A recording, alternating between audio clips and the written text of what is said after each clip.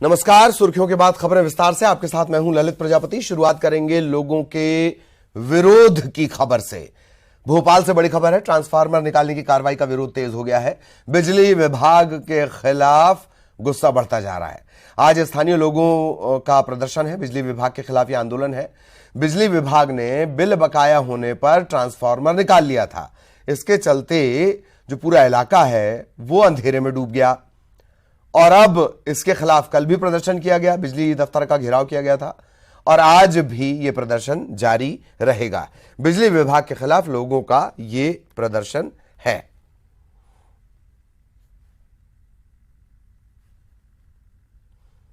सहयोगी रंजना इस वक्त हमारे साथ जुड़ी हुई है, सीधे आपको रंजना के पास लिए चलेंगे।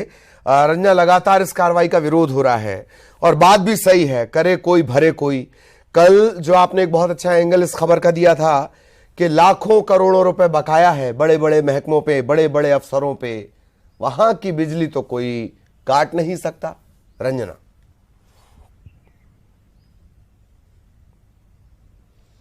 जी ललित, बिल्कुल कुछ इसी तरह की कार्रवाई अब राजधानी भोपाल के में कई जो इलाके वहां पर देखने को मिल रही है और बिजली विभाग के अधिकारी इस तरह की जो कार्रवाई है वो कर रहे हैं, जिसमें अब तक जहांगीराबाद, शाहजहानाबाद, भदभदा के साथ ही कई और ऐसे क्षेत्र हैं जहां पर ट्रांसफार्मर ही उखाड़ दिए गए हैं और उठाकर जो बिजली विभाग के अधिकारी ले गए हैं। तो एक तरफ जो ट्रांसफार्मर उठाने के चलते जो बिजली गुल हुई है, 2 से 3 दिनों से लगातार लोग परेशान हो रहे हैं। इसको लेकर लगातार लोग आक्रोशित भी हैं और जो बिजली दफ्तर है उसका घेराव भी कर रहे हैं। आज भी ट्रांसफार्मर लगाने को लेकर जो 42 और 43 वार्ड के जो लोग हैं, विधायक आरिफ मसूद के नेतृत्व में आज प्रदर्शन भी करने वाले हैं, विरोध भी जताएंगे। लेकिन ललित, यहाँ पर अधिकारी अपनी बात पर अड़े हुए हैं और उनका यही कहना है कि जब तक बकाया बिजली का बिल नहीं भर दिया जाता है तब तक ट्रांसफार्मर लगाया नहीं जाएगा। लेकिन लोगों का आरोप यही है कि जब बिल बकाया था तो इसकी सूचना एक बार ट्रांसफार्मर उठाने से पहले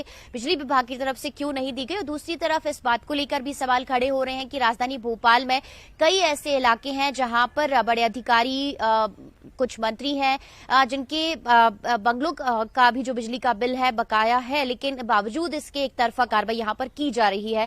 दूसरी तरफ ऊर्जा मंत्री प्रद्युम्न सिंह ने भी साफ किया है कि हमारी जो सरकार है उसमें कभी किसी के साथ भेदभाव नहीं होता है। अधिकारियों को निर्देश दिए गए हैं कि जल्द से जल्द इस समस्या का समाधान किया जाए। लेकिन ललित, यहां पर सवाल यही है कि अधिकारी अभी भी अपनी बात पर अड़े हुए हैं कि जब तक बिजली का बिल नहीं भरा जाएगा तब तक जो ट्रांसफार्मर है वो नहीं लगाए जाएंगे। और दूसरी तरफ कई और जगहों पर इस तरह से जो कार्रवाई है वो भी देखने को मिल सकती है और अब देखना यही होगा कि विरोध प्रदर्शन जब रहवासियों की तरफ से होगा उसका क्या असर होगा, क्या ट्रांसफार्मर लगा दिया जाएगा। जबकि लोगों का यही कहना है कि कई ऐसे लोग हैं 70 से 75% जिन्होंने अपने बिजली के बिल जमा कर दिए, लेकिन अब देखना यही होगा कि कब तक ट्रांसफार्मर कॉलोनी जो इलाके हैं वहां पर लगेगा और कब तक अंधेरे में रह रहे लोगों के पास बिजली पहुंचेगी। ललित, बिल्कुल बिल्कुल, बहुत बहुत शुक्रिया रंजना। लेकिन आप हमारे साथ बनी रहें, एक और अहम खबर को लेकर हम रंजना से आगे चर्चा करेंगे। और भोपाल में धर्मांतरण के खिलाफ पुलिस ने बड़ा एक्शन लिया है। धर्मांतरण के आरोपी के खिलाफ रातीबड़ थाने में मामला दर्ज हुआ। बताया यह जा रहा है कि यहां 5 साल से धर्मांतरण का खेल चल रहा था। आरोपी अपने घर में लोगों को ईसाई बना रहा था। केकड़िया गांव के सरपंच ने इसकी शिकायत पुलिस से की। आरोपी ने आदिवासी समाज के लोगों का धर्मांतरण करवाया था। तो इसमें हीरालाल जामोद करके एक व्यक्ति है जो पिछले 5-6 सालों से अपने घर में बहुत सारे लोगों को बुलाकर प्रभु यीशु की प्रार्थना करता है और लोगों को बरगलाकर, उनको प्रलोभन देकर पैसे के बारे में और नौकरी के बारे में और उनके स्वास्थ्य के बारे में बुलाकर अपने घर में उनको पूजा करवाता है और धर्मांतरण करने के लिए उनको प्रेशराइज करता है। उसके 2 साथी और भी हैं, गब्बर सिंह और रेम सिंह, जो उसके साथ में ही रहते हैं इस पूरे कृत्य में। तो उन दोनों लोगों को भी आरोपी बनाया गया है और अभी और पूछताछ चल रही है। अगर किसी और का नाम सामने आता है तो उसका भी शामिल किया जाएगा। तो 5 साल से ये इस तरह का खेल चल रहा था। सहयोगी रंजना लगातार हमारे साथ बनी हुई है। रंजना, 5 साल से धर्मांतरण का खेल और अब इस पर कार्रवाई हुई है।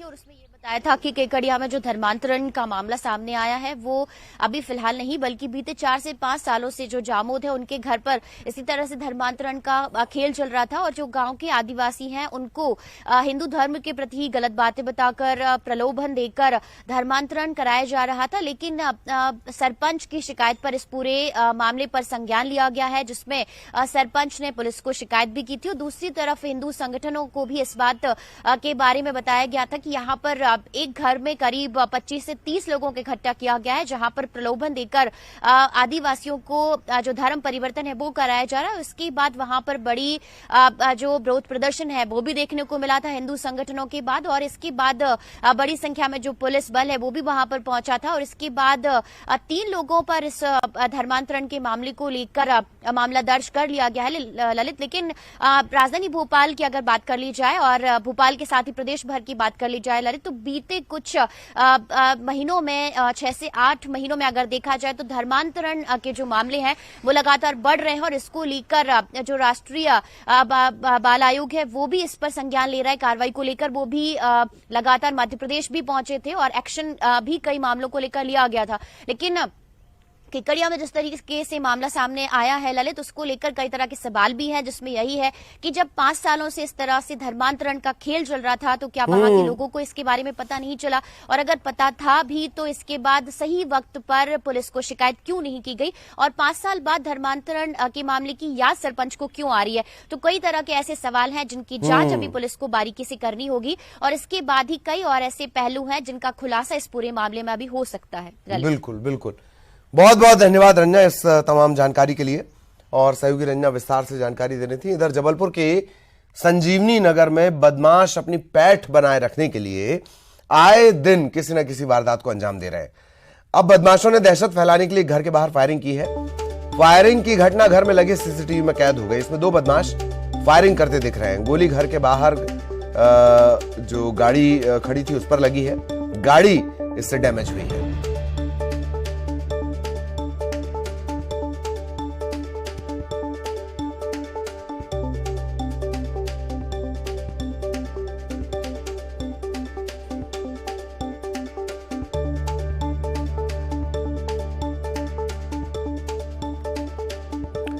जबलपुर का ये पूरा मामला है। 2 बाइक पर 4 बदमाश आए और फायरिंग शुरू कर दी। घर के बाहर जो गाड़ी खड़ी हुई थी उसमें ये गोली जाकर लगी है। गाड़ी थोड़ी डैमेज भी हुई है।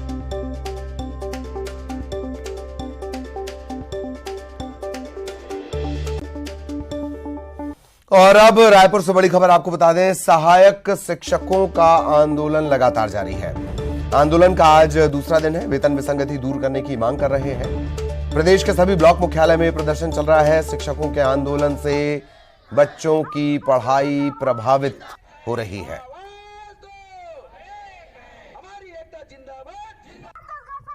सहयोगी युगल इस वक्त हमारे साथ जुड़े हुए हैं। युगल के पास आपको लिए चलेंगे। युगल, परीक्षा का मौसम सिर पर और इन सब के बीच ये आंदोलन और ऐसा लग रहा है कि ये अब आगे खिंचता जा रहा है। युगल,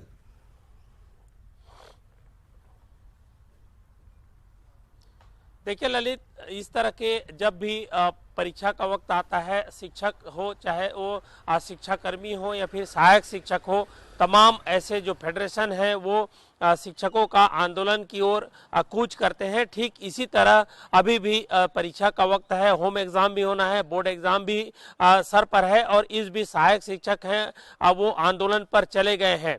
तमाम जो प्रदेश के 1,09,000 शिक्षक हैं वो वेतन विसंगति दूर करने की मांग को लेकर के धरना प्रदर्शन का ऐलान कर दिया है और आज आंदोलन का दूसरा दिन है। 4 साल पहले इस आंदोलन की शुरुआत हुई थी जो अभी तक थमा नहीं है और आप सोच सकते हैं और ये बड़ा चिंता का विषय है कि शिक्षा विभाग 4 साल बाद भी जो आम जो शिक्षक हैं उनकी जो समस्याओं का निराकरण है, निदान है, वो नहीं कर पाया। मोटी मोटी फाइलें शिक्षा विभाग चला लेता है, लेकिन जिससे छात्र छात्राओं की भविष्य खराब होती है या फिर ग्रहण लगने की संभावना होती है, उन बातों पर शिक्षा विभाग बिल्कुल भी ध्यान नहीं दे रहा है। डीपीआई से वार्ता भी हुई थी, लेकिन वार्ता विफल रही। 11 बजे तक 5 तारीख को रात 11 बजे तक सहायक शिक्षक है वो इंतजार करते रहे कि शिक्षा विभाग की ओर से कोई लिखित आश्वासन आएगा, मीडिया में कोई अधिकृत बयान आएगा, लेकिन किसी तरह का न तो बयान आया न लिखित आश्वासन आया। तो यही वजह है कि नाराज होकर के पूरे सहायक शिक्षक हैं वो आंदोलन पर चढ़े गए हैं।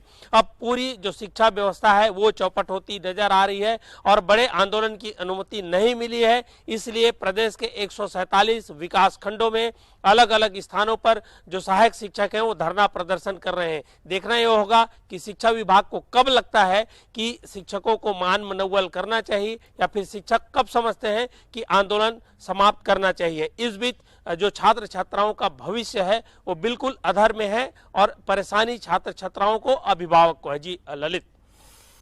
बिल्कुल, बहुत बहुत शुक्रिया युगल इस तमाम जानकारी के लिए। सहयोगी युगल विस्तार से जानकारी दे रहे थे और इस खबर पर लगातार नजर बनी हुई है। अब रुक करेंगे धमतरी का, यहां सीधी का, माफ कीजिएगा, सीधी के धुतपुरा में एक युवती पर जानलेवा हमला हुआ है। सीधी के धुतपुरा में युवती पर जानलेवा हमला हुआ है। धारदार हथियार से युवती का गला रेता गया है। प्रेमी पर आरोप है गला रेतने का। गंभीर हालत में इसे अस्पताल में भर्ती करवा दिया गया है। पुलिस पड़ताल कर रही है और वजह अभी साफ नहीं हो पाई है। सहयोगी हरीश हमारे साथ जुड़े हुए हैं। हरीश, पूरी जानकारी विस्तार से। बिल्कुल, जिस तरीके से धूतपुरा गांव की एक पूरा मामला है जहां एक युवती है जो एक कॉलेज में पढ़ाई करती थी, हालांकि उसके आशिक ने उसका गला काटा है, लेकिन इसकी जो मुख्य वजह निकलकर सामने आ रही है, इसके पीछे की जो वजह बताई जा रही है ललित, इसमें यह माना जा रहा है कि जो आशिक था वह आशिक जो लड़की का आशिक था तो वह उसको अपने घर ले जाना चाहता था, लेकिन लड़की उसके घर नहीं जाना चाहती थी। यही कारण है कि आशिक उससे नाराज होकर उसको अब जो है तो गला रेत कर मारना चाह रहा था, चूंकि वो उसके घर जाने को तैयार नहीं थी और उससे वो प्रेम करता था। यही कारण है कि वो धारदार हथियार से गला काटा है। फिलहाल पुलिस ने पूरे मामले में आशिक आरोपी के खिलाफ आपराधिक मामला पंजीबद्ध कर लिया है और उसकी जो खोजबीन भी शुरू कर दी है और जहां तक पता चल रहा है कि उसको बीती रात उसको गिरफ्तार भी पुलिस ने कर और आगे की कार्यवाही भी अब शुरू कर दी है। फिलहाल जो युवती है उसकी हालत अभी भी गंभीर बनी हुई है और उपचार जिला अस्पताल में जारी है। ललित, चलिए बहुत बहुत शुक्रिया। बड़ा अपडेट जो हरीश दे रहे हैं। आरोपी को गिरफ्तार कर लिया गया है और विवाद घर ले जाने की बात को लेकर शुरू हुआ। खबर बिलासपुर से, नशे के कारोबार पर पुलिस ने दी है दबिश। पान दुकान व्यापार विहार में पुलिस ने छापे की कार्रवाई की है। बड़ी मात्रा में नशे का सामान जब्त किया गया है। एक आरोपी को गिरफ्तार किया गया है। बिलासपुर से बड़ी खबर आपको बता दें, छापे की कार्रवाई की गई है। पुलिस ने छापे की दुकान दी है। पान दुकान की आड़ में नशे का कारोबार चल रहा था।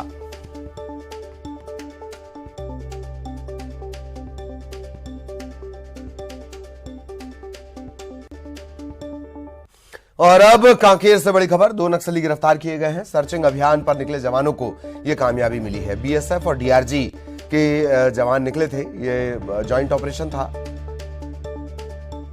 दरों खलारी और तमूरा के जंगल से नक्सली पकड़ाए हैं। मौके से वॉकी टॉकी मिला है, कैश मिला है, कुल्हाड़ी और नक्सली सामग्री भी बरामद की गई है।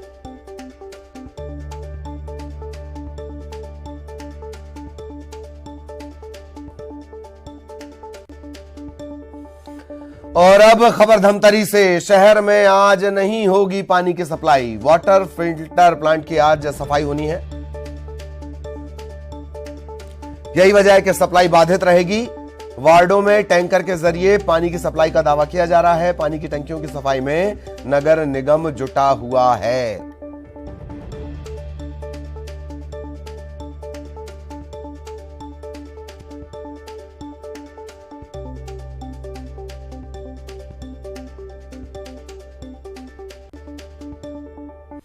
और अब मध्य प्रदेश से मिसाल बनने वाली खबर, विवाहित बेटी को अनुकंपा नियुक्ति मिलेगी।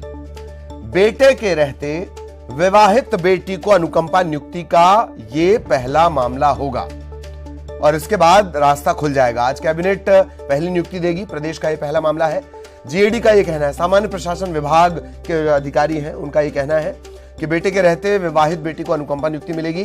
फिलहाल कोई नीति नहीं बनी है, तो ये अपने तरह का अलग मामला है। तकरीबन 550 मामले ऐसे पेंडिंग हैं। इंदौर हाईकोर्ट के आदेश के बाद ये नियुक्ति होने जा रही है।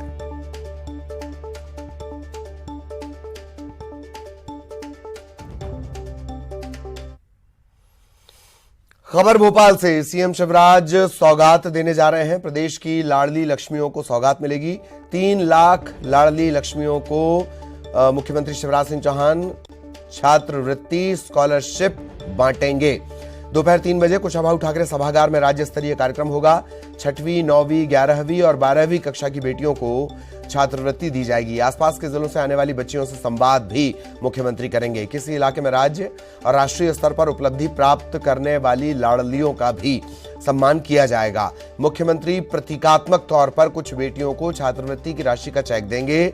बाकी लड़कियों के बैंक खातों में ऑनलाइन राशि जमा करवाई जाएगी। सरकार 6ठी कक्षा में पढ़ने वाली लाडली लक्ष्मी को 2000 रुपए, 9वीं में पढ़ने वाली लड़की को 4000 रुपए, 11वीं, 12वीं में पढ़ने वाली बच्चियों को 6-6 हजार रुपए की छात्रवृत्ति देती है।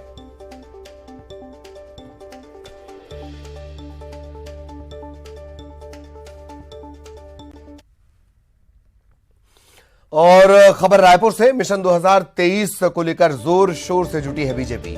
बीजेपी की संयुक्त कार्य समिति की आज बैठक होनी है। 11 बजे कुशाभाऊ ठाकरे परिसर में यह बैठक होगी। कार्य समिति के पदाधिकारी इसमें शामिल होंगे। बीजेपी के प्रदेश प्रभारी ओम माथुर इसका शुभारंभ करेंगे। प्रदेश अध्यक्ष अरुण साव शुभारंभ सत्र में शामिल होंगे। समापन सत्र में रमन सिंह, अजय जामवाल शामिल होंगे। सरकार को घेरने की रणनीति बनाई जाएगी। प्रकोष्ठों को अलग अलग जिम्मेदारी दी जाएगी।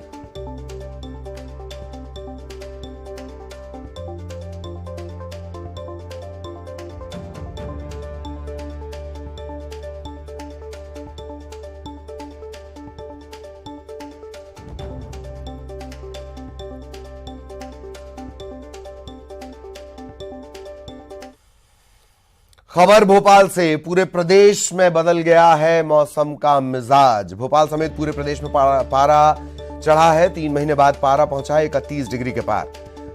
धीरे धीरे गर्मी की शुरुआत। सामान्य से 3.9 डिग्री सेल्सियस ज्यादा हुआ तापमान।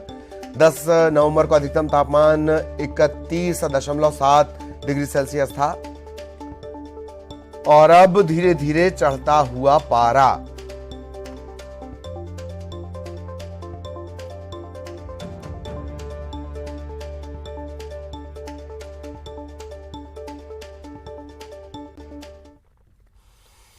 और अब बड़ी खबर दुर्ग से आपको बता दें, बीजेपी के विधायक विद्यारतन भसीन की तबीयत खराब हो गई है। रायपुर के रामकृष्ण केयर अस्पताल में उन्हें भर्ती करवाया गया है। बेहतर इलाज के लिए मेदांता अस्पताल में उन्हें शिफ्ट किया जा सकता है एयर एम्बुलेंस के जरिए। वैशाली नगर से बीजेपी के विधायक हैं विद्यारतन भसीन। अचानक उनकी तबीयत खराब हुई, अस्पताल में उन्हें भर्ती करवाया गया है। इलाज उनका चल रहा है, लेकिन जानकारी ये भी निकल कर आ रही है कि बेहतर इलाज के लिए उन्हें एयर एम्बुलेंस के जरिए मेदांता अस्पताल शिफ्ट किया जा सकता है। वैशाली नगर से बीजेपी के विधायक हैं विद्यारतन भसीन।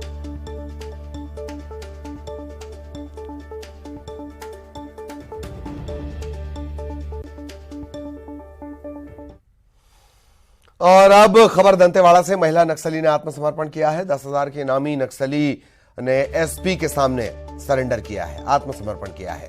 भीमे हेमला इसका नाम है। मलांगीर कमेटी में ये लगातार सक्रिय थी। 10,000 का इनाम का ऐलान इस पर था और अब इसने हिंसा का रास्ता छोड़ दिया है। एसपी के सामने 10,000 की इनामी महिला नक्सली भीमे हेमला ने सरेंडर किया है।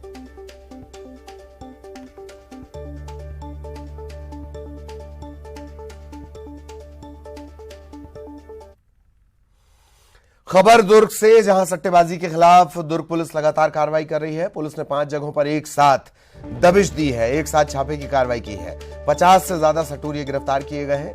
इनसे 5.5 लाख से ज्यादा की रकम जब्त की गई है।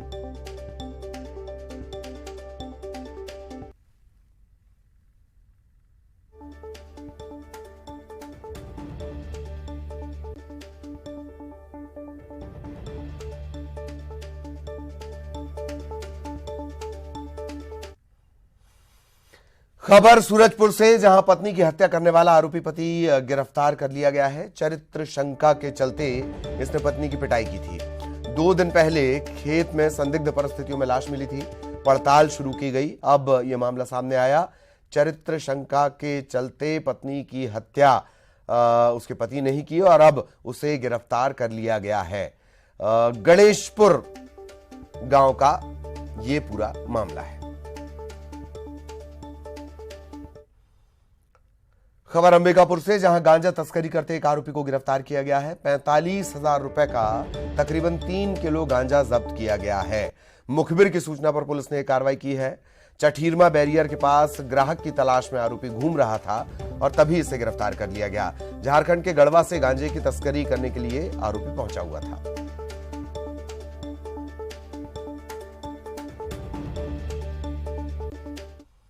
और इसी के साथ इस बुलेटिन में इतना ही। खबरें जारी रहेंगी।